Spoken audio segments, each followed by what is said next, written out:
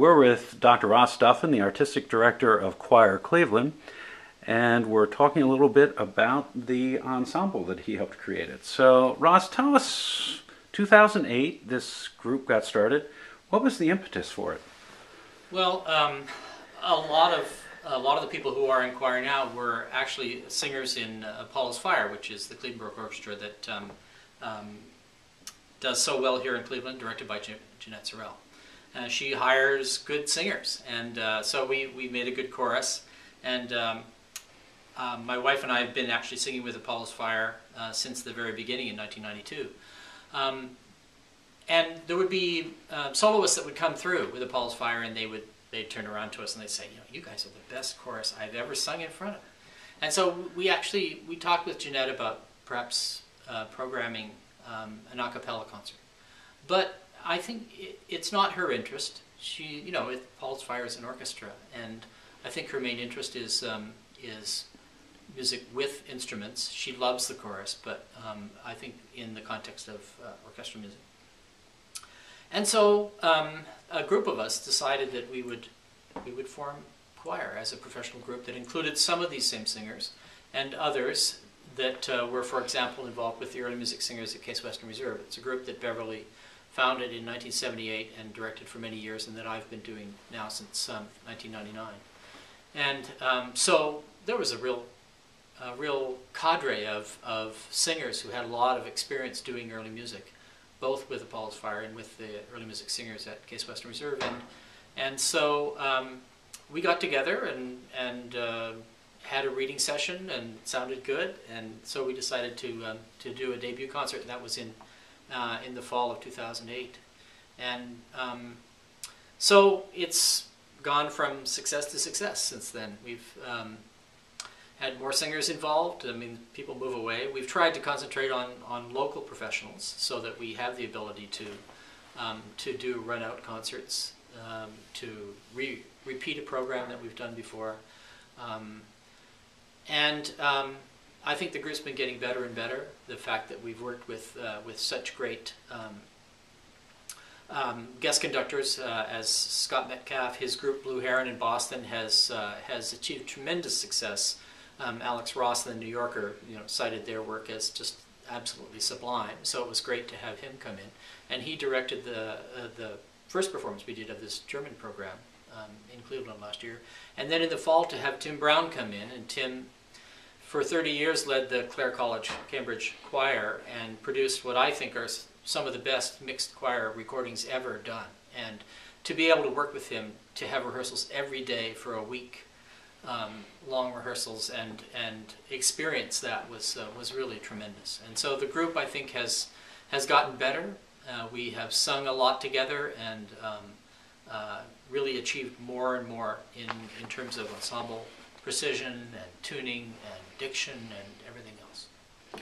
And what's interesting is when you read the biographies of the singers, they all have advanced degrees in music, they're professionally involved, but it's not like you or Bev that have had the beauty of a full-time professional career in music. So how do you manage the schedule of a bunch of people that have this love for early music and go, oh, by the way, I do have a day job? Right, yeah. Virtually everybody has a day job. And so our rehearsals, as a consequence, are in the evenings. Many of these people are themselves choral directors in school districts all over Northern Ohio.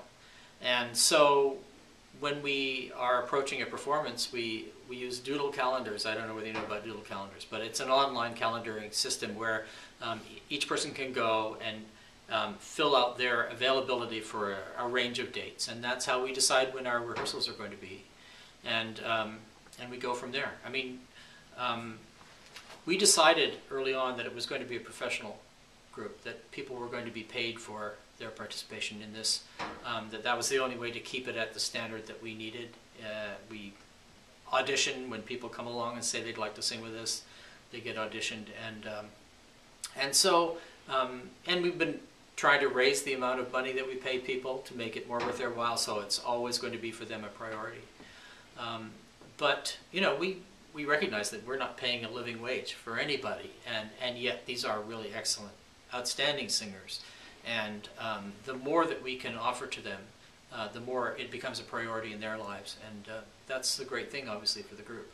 So tell us a little bit about your rehearsal schedule, how often you rehearse, the length of it, all the things that when somebody is going to hear this performance is going, wow, how do they manage to do that? Well, it depends whether we've done a program before, obviously, as to how many rehearsals we'd have. Certainly with the Tim Brown concert, which was completely new, that program, we had, I think, 4 rehearsals that I led before Tim got to town, and then rehearsals with Tim every day for almost a week before we had our first performance. So that was a huge commitment on everybody's part. With programs that we've done in the past, the Christmas programs, for example, we would do a smaller number of rehearsals, and they might be all in a row, 3-4 days in a row, or they might be spread out just depending on what else is going on. The Christmas program we did, for example, Apollo's Fire had a big Celtic Christmas program in the middle of when we would have been rehearsing. So we had to start, actually 3 weeks earlier than we would have done ordinarily, and have our first rehearsals then, and then pick it up again after that Apollo's Fire run was done. We don't want to prevent anybody from doing all these other things that they want to do that are valuable to them too. So you mentioned doodling to keep everybody in order. What do you think is the most challenging part of managing this group? Oh, I think it's scheduling things. I mean, Beverly, as the executive director, does most of that, and it's a constant headache. I mean, we'll say, I think we need to have an extra rehearsal, and she'll say, oh dear, and she'll go to work and figure out what the best date is. But that certainly is it. When we're together making music, it's really a joy, and I think everybody in the group appreciates the collective musicality and so on that we're able to achieve. To be able to sing with that degree of expertise and beauty is a tremendous pleasure. And you're absolutely right, the sound is stunning. So tell me a little bit about the philosophy of the programming. You said that as artistic director you have the responsibility for doing that. So how do you go about, for example, with the program that you've done and are bringing to Erie, Lobet Den Heron, how did you decide what to put in the nuts and bolts of it? Right. Well, I guess the first thing that I like to do is to make sure that that we're really doing choral music. I think a lot of early music, vocal ensembles, they like to do things like madrigals, which to me are really vocal ensemble pieces. They're intended for one person to a part. And since we are a choir, I feel that one of the first and most important things we can be doing is doing real choral music. And there's great variety just within that, and there are opportunities for solo voices to emerge too. So in our Christmas program, for example, there were, I think, just about as many solos and duets and things as there were portions for the full choir. We have a lot of great voices in Quire Cleveland, and I want to be able to give them the opportunity to show what they can do. People like Judith, whom you have interviewed, is an experienced soloist. She's sung with professional Baroque orchestras all over the country. She's done medieval music with groups all over the country, and so the fact that we have her as a member of the group, along with several others who are excellent professionals, that's really an important thing. So trying to get opportunities for the singers, trying to choose real choral music, trying to give in many cases a chronological feel. So in the case of this German program, I wanted to show the richness of choral music in the German tradition. Starts before Luther, so I can't say it's all Lutheran, but German language, and so I tend to program chronologically when I'm left to my own devices. It's not always going to be strict, but I think that helps an audience to trace through the music of a program that may be unfamiliar, to hear it kind of in the context of what has come before. In the case of this program for Erie, there are sets that are based on music for the Easter liturgy. and sets on the Old Testament and the New Testament. We have a double choir set that features music for double choir, and then music by various members of the Bach family.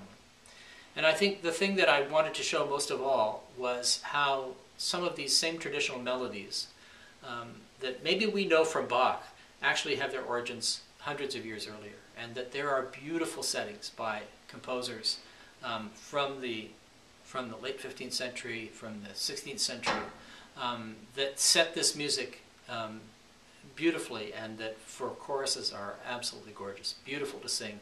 And then to be able to juxtapose those with settings by Bach has really been one of the most fun parts of doing that program. Well, the program makes sense from a chronological perspective, and you're right that there's a lot of things that when people look at choosing whether to come to a program, they're going to go, well, I don't know that. I never heard of that. And yet, the joy and excitement is by coming to something like what you've programmed, they're going to actually get to be learning new friends that could be pieces of music that will resonate with them for the rest of their life. Right. I hope that that's what they'll come away with. And certainly in the preparation of this program, we got to know composers like Johann Walter much better than we ever had. I mean, he's always famous because, you know, he was a friend of Luther, and they did their hymn book together and so on. But his settings, not just of hymns, but rather, you know, more elaborate contrapuntal settings, are absolutely gorgeous. And then completely unknown people, like there's a piece by Johann Heugel on this program. Well, I had never heard of Johann Heugel. He had done a setting of Christus der Standen, which we're doing, and so it turns out to be a gorgeous piece. So that's another nice thing about early music, is that there are so many pieces that nobody's ever heard before, and they're not always forgotten because they're forgettable. They're forgotten because nobody has had a chance to revive them and to let audiences hear them. So that's one of the strengths of your programming. What else do you attribute the success of Quire to? Oh, well, I think that part of the success is just the strength of the singers and the strength of the ensemble. The fact that as a choir, it's really excellent. It's something where we really formed it as a way to do this earlier repertoire, earlier than Apollo's Fire does. You know, we do a lot of Renaissance repertoire, and Apollo's Fire doesn't tend to do things that early. But what we discovered was that if you have a good choir, people want you to do other things too. And we started getting requests to do later music. Even in our first full season, we did Schubert Mass with City Music Cleveland, which is a tremendous chamber orchestra here in town. And then we've done other later things as well. The Tim Brown program, he had us doing something that was composed in 1997. So I think that when you have a good choir, it doesn't matter that it was maybe formed originally to do just early repertoire. The kinds of skills, great diction, great blend, great tuning, are going to sound good on any choral repertoire. And that's why I think we've been asked increasingly to do more and more things outside of the reason that we were originally formed. So what do you see next for the group then, musically? Well, our next big project is going to be a recording, a studio recording of some early 17th century Jacobean motets. A few years ago, I did an edition of some motets, Latin texted sacred works, that survive in sources from England in the early 17th century. And these are odd pieces. On the one hand, they shouldn't really exist because there was no sanctioned Latin liturgy in England at the time. Catholics were oppressed, and in fact you could be arrested for having Catholic services. And yet there are usually, you know, one copy of this piece surviving, or a set of part books of which some are missing. And in fact that's how I started this project, is that the Case Western Reserve Special Collections has a set of part books, an incomplete set of part books, that has some pieces that are otherwise completely unknown. So motets by Thomas Wilkes and Thomas Tompkins, they're not known as motet writers. And so here are these pieces. They're incomplete, and so I had to do a lot of reconstruction. And so I gathered together those and other pieces like them that represented what motet writing was like among these composers who are known for their madrigals, John Wilby, for example. And so I call them madrigalian motets. And so we got a grant from Cuyahoga Arts and Culture to do a studio recording of this repertoire, of this collection that I edited a few years ago. So that'll be our next big project, and it'll be either late spring or summer, and so we're looking forward. Well, we have two great things then. We have a concert in Erie that we're going to be looking so much forward to, and then we can pick up the next CD hot off the presses that'll give us some more food for thought. So thanks again for your time today. Thank you. Thanks for your interest.